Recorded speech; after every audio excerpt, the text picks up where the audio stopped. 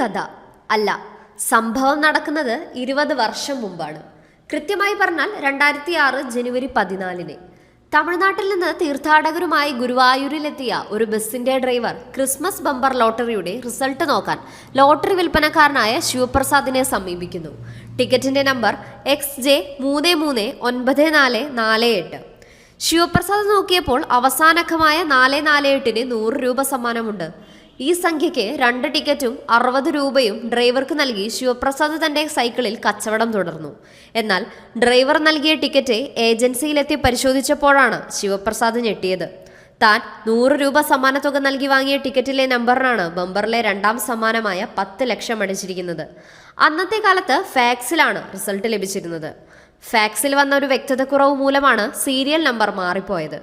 തന്റെ കയ്യിലിരിക്കുന്ന ടിക്കറ്റ് ഡ്രൈവർക്ക് തിരിച്ചു നൽകാതെ താൻ തന്നെ മാറിയെടുത്താൽ കയ്യിൽ വരുന്നത് 10 ലക്ഷമാണെന്നൊരു ചിന്ത പോലും ശിവപ്രസാദിന്റെ മനസ്സിൽ ആ നിമിഷത്തിൽ ഉദിച്ചില്ല. ഫാക്സിലെ പിശകുമൂലം താൻ 100 രൂപ നൽകിയ ഡ്രൈവറെ കണ്ട് ടിക്കറ്റിന് 2ാം സമ്മാനമുണ്ടെന്ന് പറഞ്ഞ് തിരിച്ചേൽപ്പിക്കാനുള്ള വ്യഗ്രതയിലായിരുന്നു ആ പാവ മനുഷ്യൻ.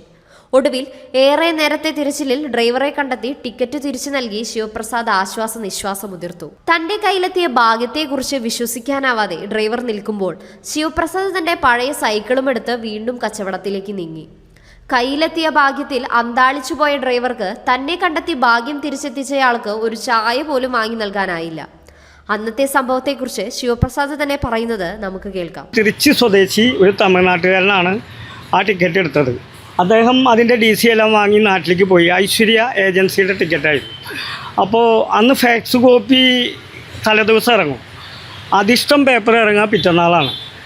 അപ്പോൾ ഞാൻ ഈ ജോലിയുടെ ഭാഗമായിട്ട് ജീവിക്കാൻ ബുദ്ധിമുട്ടുള്ളതുകൊണ്ട്, ഇവിടുത്തെ വരുമാനം തികയാത്തതുകൊണ്ടും ജോലി അന്ന് സ്ഥിരമല്ലാത്തത് കൊണ്ടും അന്ന് കുറേ ബുദ്ധിമുട്ടുണ്ടായിരുന്നു. അതുകൊണ്ടാണ് ലോട്ടറിയിലേക്ക് ഇറങ്ങിയത്. അപ്പോൾ XJ എന്നാണ് ആ ടിക്കറ്റിൻ്റെ യഥാർത്ഥ സീരിയലിൻ്റെ പേര്. 339-448. അത് അതിഷ്ടം പേപ്പറിലാണ്.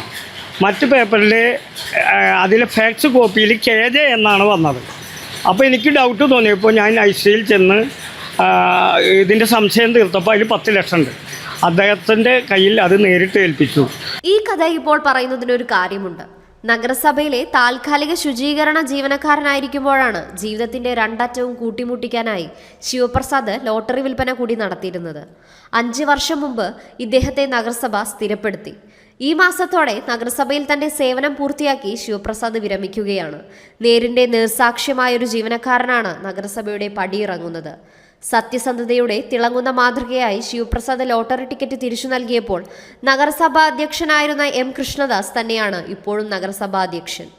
ശിവപ്രസാദ് രഹസ്യമായി സൂക്ഷിച്ച സംഭവം നാടിനെ അറിയിച്ചത് അന്ന് ചെയർമാനായിരുന്ന കൃഷ്ണദാസ് ആയിരുന്നു. ഗുരുവായൂർ നഗരസഭയിലെ ഏറ്റവും സത്യസന്ധനായിട്ടുള്ള, ഏറ്റവും നന്നായി ജോലി ചെയ്യുന്ന കണ്ടിജൻ്റ് ജീവനക്കാരനാണ് ശിവപ്രസാദ്.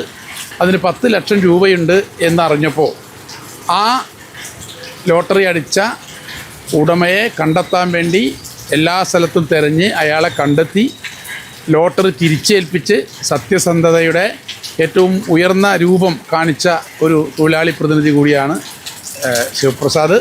അന്നത്തെ നഗരസഭാ കൗൺസിൽ ശിവപ്രസാദിനെ ആദരിച്ചിരുന്നു. റിപ്പബ്ലിക് ദിന ചടങ്ങിൽ വെച്ച് അദ്ദേഹത്തെ എല്ലാവരും കൂടി പൊന്നാടയണിച്ച് ആദരിക്കുകയും ചെയ്തു. വിരമിക്കുന്ന ശിവപ്രസാദിനെ കണ്ടീജന്റ് വർക്കേഴ്സ് യൂണിയന്റെ നേതൃത്വത്തിൽ യാത്രയയപ്പ് നൽകി ഗുരുവായൂർ ലൈബ്രറി ഹാളിൽ ചേർന്ന യാത്രയയപ്പ് യോഗം ചെയർമാൻ M കൃഷ്ണദാസ് ഉദ്ഘാടനം ചെയ്തു. നഗരസഭയുടെ ഉപഹാരം കൈമാറി. CPIM area secretary TT Sivadasan, CITU area secretary AS Manoj, James Aloor, NS Sahadevan, PP Brijesh, Unni Varnattu എന്നിവർ സംസാരിച്ചു.